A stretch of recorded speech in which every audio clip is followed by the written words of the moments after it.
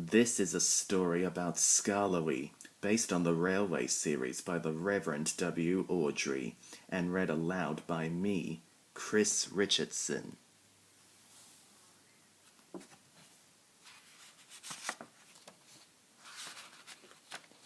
This is a story about Skarloey, the narrow gauge engine. Skarloey first came to my railway 100 years ago. Read about the troubles he had when he was brand new and couldn't stop bouncing up and down. Skarloey worked on the little railway on the island of Sodor. He was 100 years old, but he was still a useful engine. All the other engines liked Skarloey, and he would tell them stories about when he was young.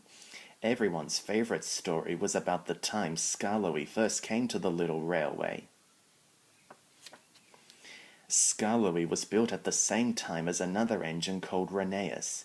They were both red with 4 wheels each. "We look wonderful," said Skarloey proudly. "We will pull coaches and everyone will want to ride in them," replied Rheneas. Skarloey and Rheneas were both going to work on the mountain line of the little railway. But Skarloey was finished first, so he had to go to the little railway alone, leaving Rheneas behind. The 2 engines felt sad when they said goodbye to each other. Skarloey was sent away on a ship. It was very wobbly.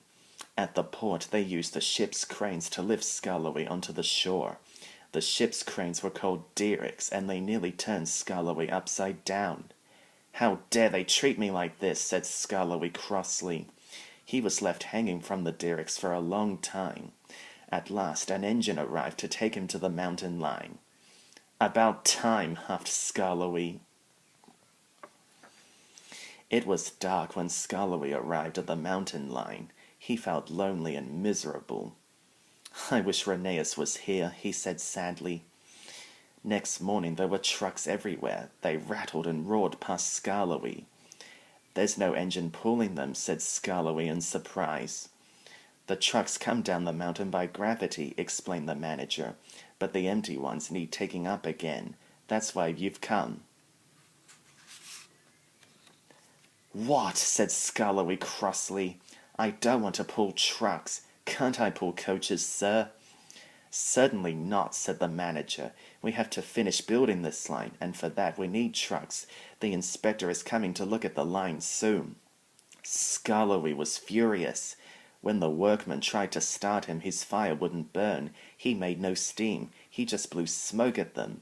They tried again the next day, and the next, and the next, but Skarloey wouldn't do a thing. Finally, the manager lost his temper. "We're not going to look at your sulky face all day, Skarloey," he said. "We'll leave you alone until you're a better engine." They covered Skarloey with a big sheet of tarpaulin and went away. Skarloey felt even more lonely and unhappy. Nobody talked to him. At last the manager came back. "I hope that you will be a better engine from now on," he said. "Yes, sir, I will, sir," said Skarloey earnestly. From then on, Skarloey worked very hard, and although he sometimes got too excited and would bounce up and down, the manager was very pleased with his efforts. By the time Rheneas arrived at last, the line was ready. Skarloey was delighted to see his old friend. Rheneas soon settled in. One day, while he was shunting trucks, Skarloey hurried up to him. "I'm going to pull the inspector's train today," said Skarloey. "Be careful not to bounce," said Rheneas. "The inspector won't like that." But Skarloey was so excited he just couldn't stop bouncing. Skarloey had to take the inspector up to the top of the mountain and then back down again. The upward journey went well, and Skarloey felt very happy. When it was time to go down, Skarloey was really excited. As they went faster and faster, he began to bounce. The coaches were scared. "He's playing tricks," they said. "Bump him! Bump him!" Just then Skarloey gave an extra big bounce, and the inspector lost his footing. He flew into a bush on the side of the line.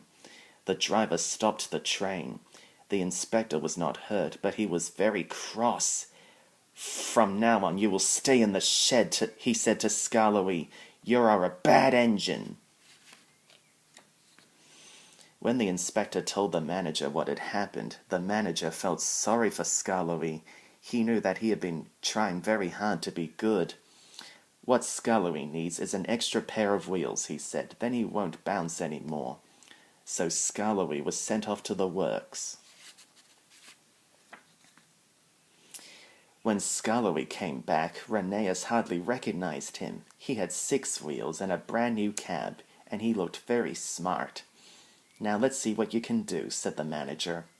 Sure enough, Skarloey found it much easier to travel along smoothly without bouncing.